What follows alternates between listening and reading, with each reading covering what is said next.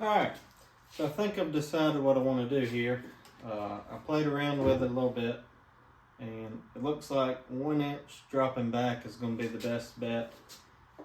Between that, so I'll drop back 1 inch, then I'll have a 3/4 face frame to create that shaker boxed out piece. So that's going to get me almost 2 inches back, so I don't want to cut much more into that depth there because I want to have a little bit of mass because it is kind of a bigger mantle. So I did that after looking at it, kind of held some pieces up here and was kind of visualizing it that way.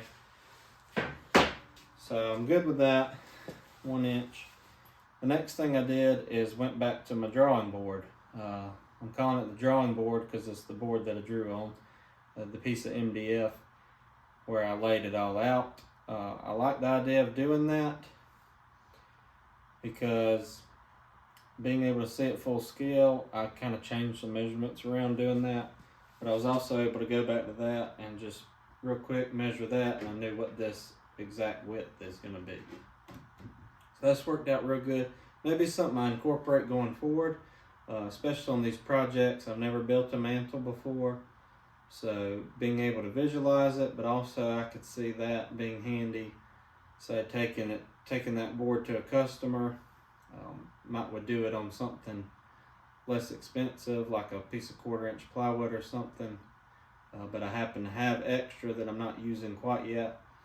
So I did that, but in the future it may be good to do that on a thinner, like I say, a piece of 1/4 inch plywood or something, where I can see it, but I could also take that, if I'm doing this as a side project for somebody, take that and actually we could hold it up in the house and be like, hey, do you like this scale? Do you like the height, the width, whatever, and make adjustments with a pencil instead of getting it and then maybe it's not communicated or understood. Maybe you're on 2 different pages. So keeping everybody on the same track.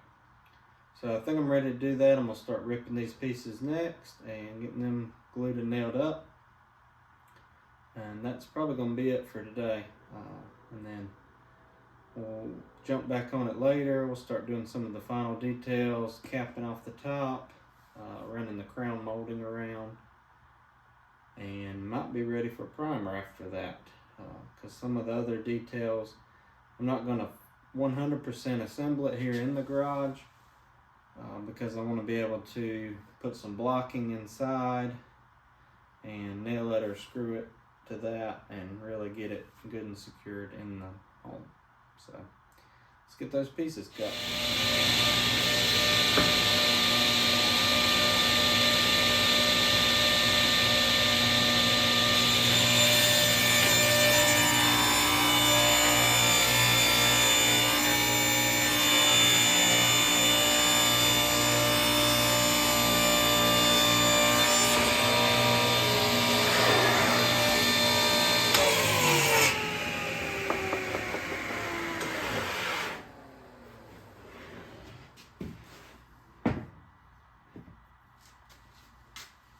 Definitely needs some mount feed support there.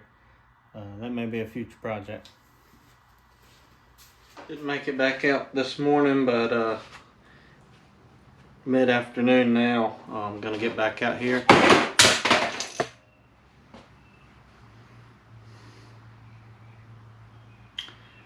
Anyway, just broke my router base. Guess I'm going to change that back to the factory one, and then I'm going to route this off, kind of like I talked about. I'm happy with the way everything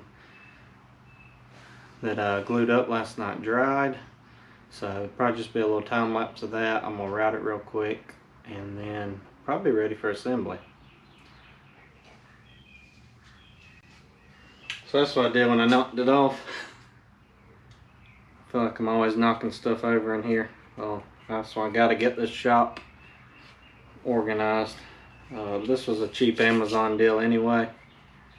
I don't feel any edges that are going to scratch, so I'll probably fine. I can just let this side ride and let that side hang off. But probably getting another one of these ordered up.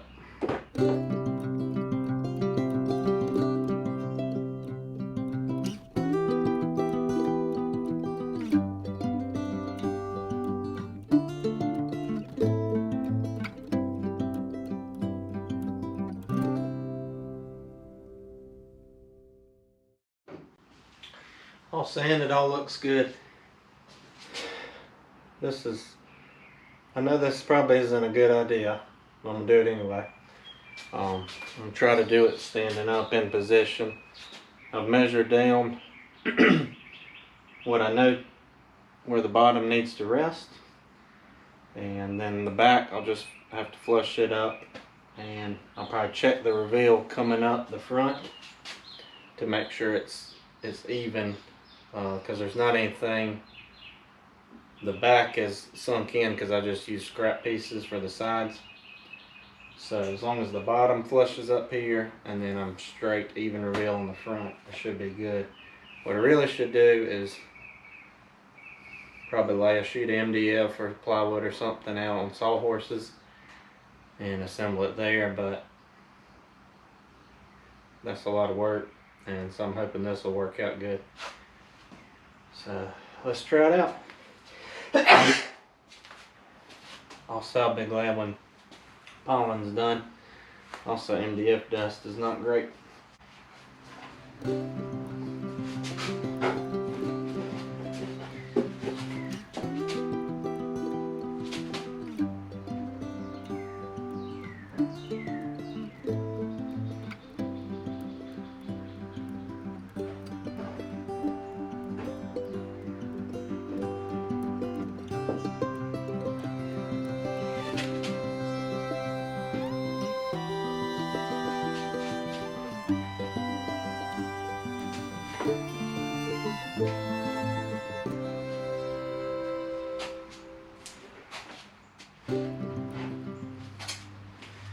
Kind of what I thought. It's not really working because I only got one quick clamp on each side, and it's wanting to, my little ledgers there are wanting to rotate around.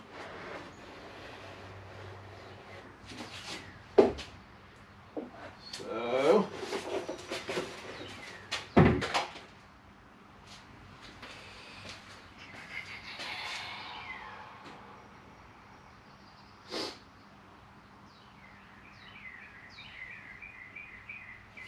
I think if I can get 2 clamps on one side, I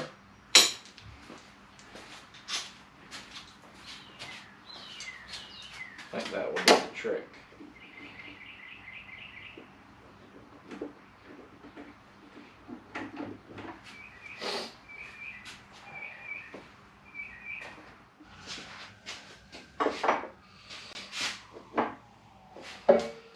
Just did a few things. I switched from the quick clamps, which are also the Harbor Freight ones, so they're not the best anyway, to a screw clamp, which are also Harbor Freight, but are actually really good, especially for the price. You can get into having a good amount of clamps for not a ton of money.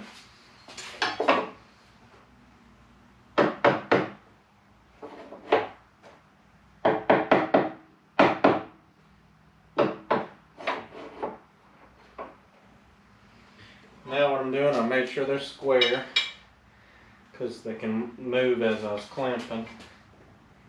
I went double clamps on one side, put my little scrap piece there to keep from getting in my good wood here. I'm hoping one not pivoting is enough. We'll find out. If not, I'll go clamp that side too. Just trying to not waste a bunch of time if it's not necessary. So,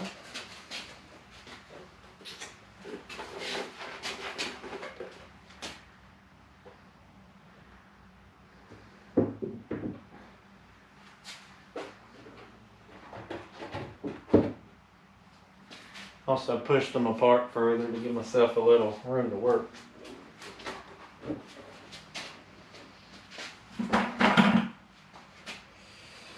Now, these quick clamps will be good. I can draw everything together, end and end, because I'm sure the floor's at a level too. So these might not necessarily be sitting plumb up and down. So what I'll probably do, get my reveal right, clamp everything down, and then probably take like a big framing square from this to this and make sure that this inside corner is square here as well.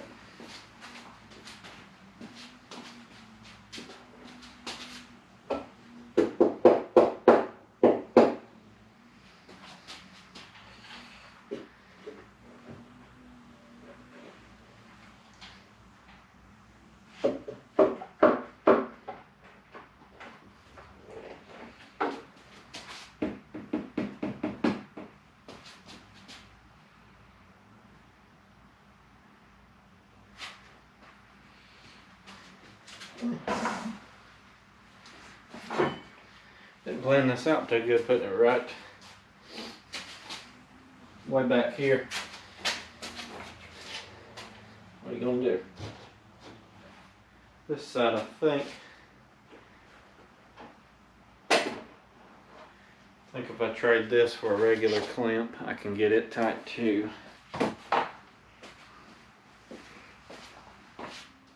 Alright, this as tight as it's gonna get. I guess that side isn't just 100% between the side, this panel and the other pieces. It's not 100%. I mean, it might be a 1/16 at the bottom. I can work with that. I mean, I'm gonna caulk every joint anyway, any change of plane, just to prevent it from opening up down the road.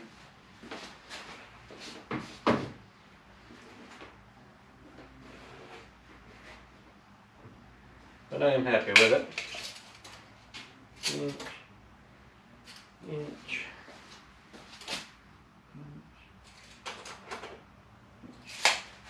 That one step really starts bringing it together. So I'll put y'all back on the time lapse and we'll go around and pre-drill just a real small hole, just enough to get the screws started. I'm going to use a shorter version of these cabinet screws, which have a real big head on them to grab and draw it, and then they're pretty coarse thread too. So I still haven't tracked down the MDF screws yet without ordering them. We were in another town today, and I was really hoping they'd have them at, they have 2 or 3 Home Depots, but none of them had those in stock. It is what it is.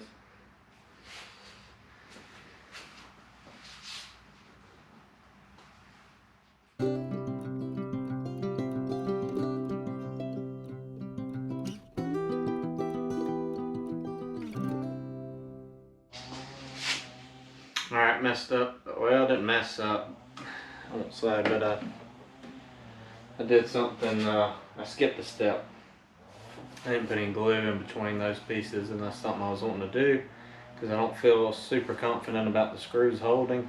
They're pretty good for drawing it up tight, but I feel like they'll just, with seasonal changes and stuff, they might work themselves loose. So I guess I'll throw you back on the time lapse. I'm just going to back the screws out enough to push it apart on each side, get some glue down in there, and screw it back together. Then pop the clamps off. Maybe. I might leave the clamps on just for an hour or so and let the glue set up. I think that's probably a smart idea at this point. But I can tell I don't do this stuff daily anymore as I used to, because my normal job is in almost an IT type position. So getting your mind in that framing of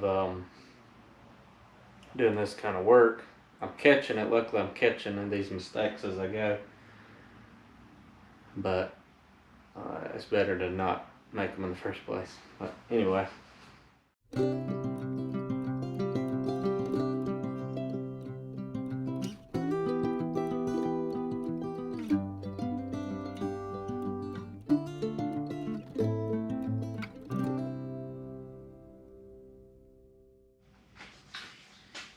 Alright, got it together again, and then I ended up leaving the clamps on until it tacks up at least, but I did end up taking these little blocks out from underneath, strictly because of the amount of glue that was dripping down. I didn't want to glue those in place too and then have to peel them out, get a putty knife or whatever and try to peel them out, separate them without tearing everything else up.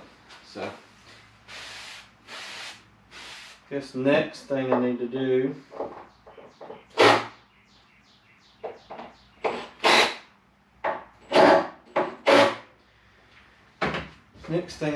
which I should have already done, is glue the top together. So all that's going to be, I've already ripped the pieces.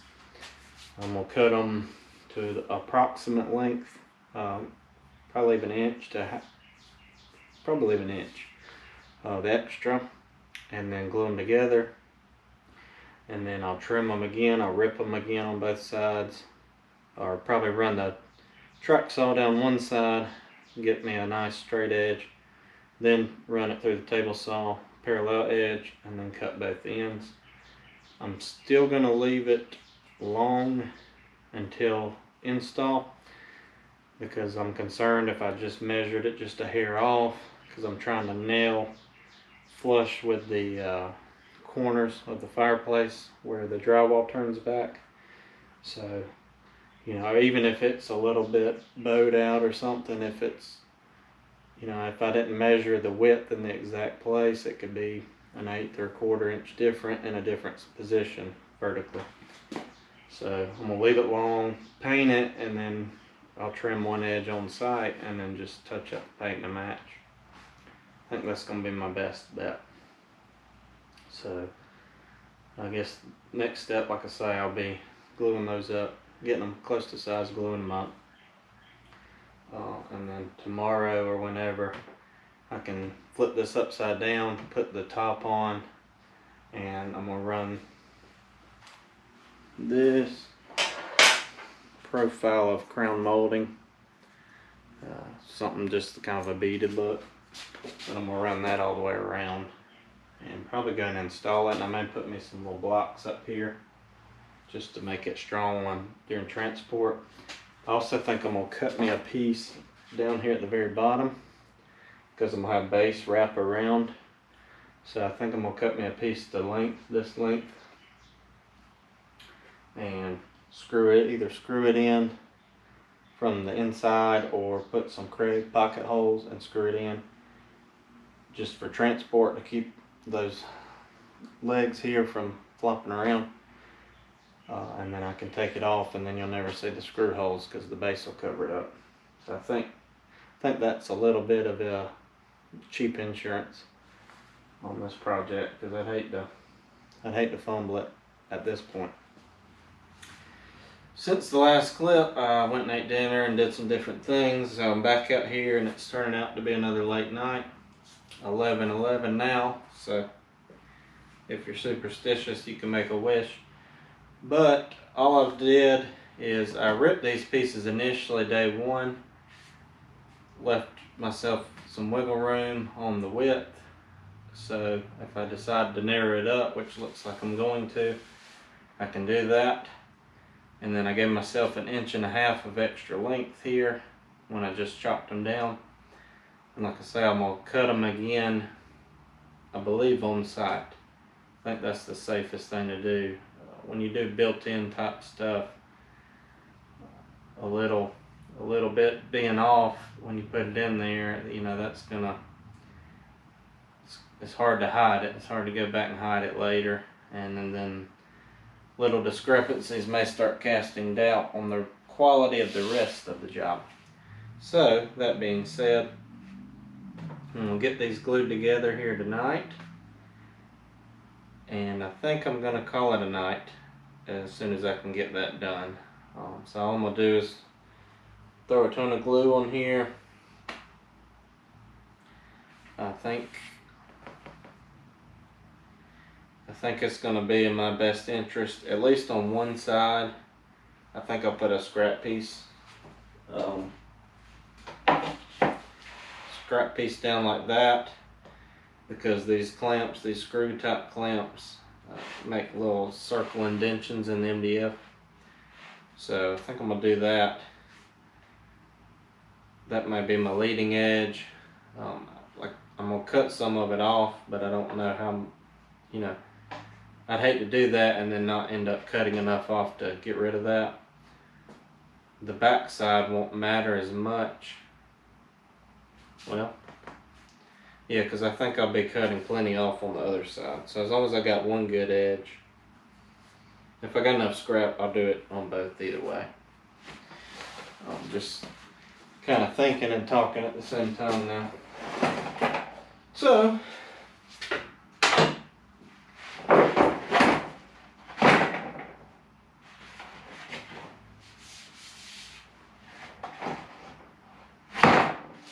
yeah, I guess it wouldn't matter too if I got a clean edge and the other side's got dents in it, because it's only the screw side of the clamp. I'll have one. It seems to be only this side of the clamp that makes an indentation, and I could always flip it to where that's the underside, basically inside the mantle. I'm gonna have to grab another bottle of glue too. From the cabinet, not from a store or anything.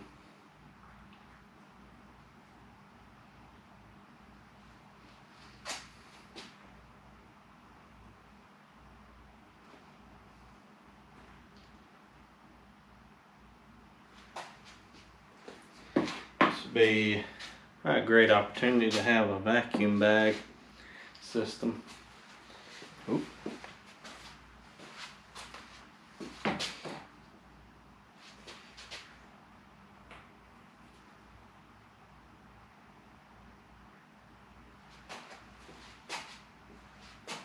What I'll probably do here in a second is get me a little scrap piece of something and kind of make a spread or squeegee out of it. Can't say that I've ever done this particular technique, not in the glue squeeze, in the double full thickness. And I guess I could have done it, kind of cheated and just done a border of thickness on this mantle, but what I usually do, like if I'm building a shelf or something, is just do plywood or MDF, and then I know it's coming, and then I will domino a 1x2 across the front. I've always liked that result, and that turning that 90 gives you some more strength too, and then I've just let it be, even if you can see that there's overhang.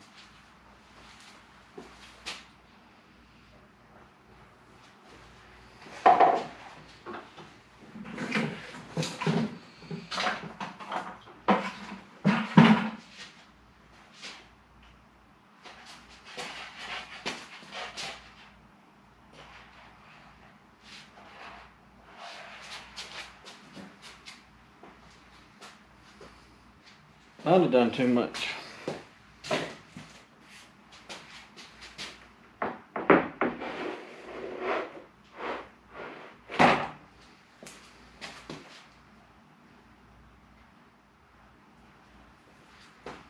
If that's possible to do too much, then I might have. This is going to work out pretty good. I got the offcut from where I cut these down to length. And then I've got some strips that aren't super long. So, all in all, going to be pretty good. Since the offcut is wide enough. Oh, it's just the same width, so it gets both sides. And then nobody's ever said this, so I'll be the one to come out and say it. But I don't think you can have enough clamps.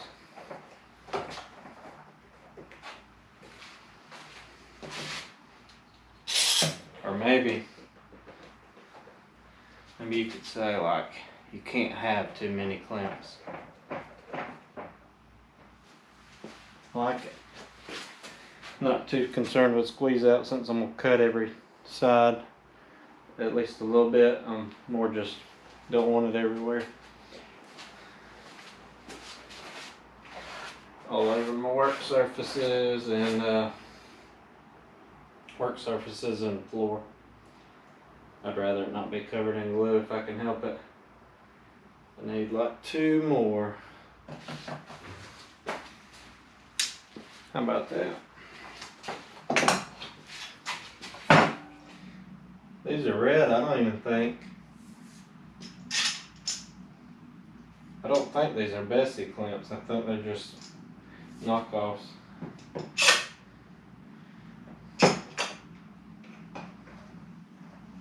But they do pretty good. Alright, that gives me a little space if I need to come through here in the morning. And we'll get back on it tomorrow. Alright, back at it. Got everything dried up and out of clamps. I have one side that looks better than the other, so I'm going to make that my face. Plan right now is to just put some scrap pieces underneath this, rip it with the track saw. I was going to rip with the track saw and then rip with the table saw, the parallel cut, but I don't really have enough outfeed right now because of all the other plywood I have in the shop. So I'm going to make those cuts real quick. I took a scrap piece and laid it up here and got all my kind of mock-up dimensions. So I'll make those cuts and then take over here to the miter saw, cut it to length on both sides, or like I've said, I'm leaving it a little long, but make those squared up cuts, put it up here, probably just clamp it in place, maybe throw a nail in there to tack it, but just get it up there enough to where I can run my crown molding all the way around.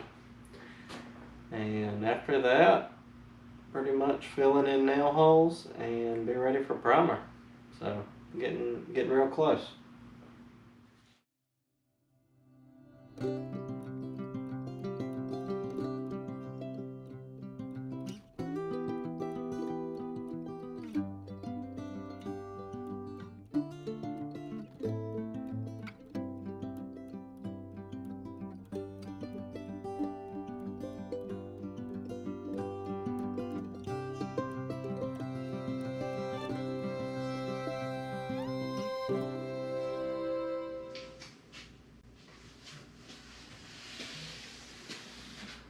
Alright, I would consider myself mostly content with the way this looks so far.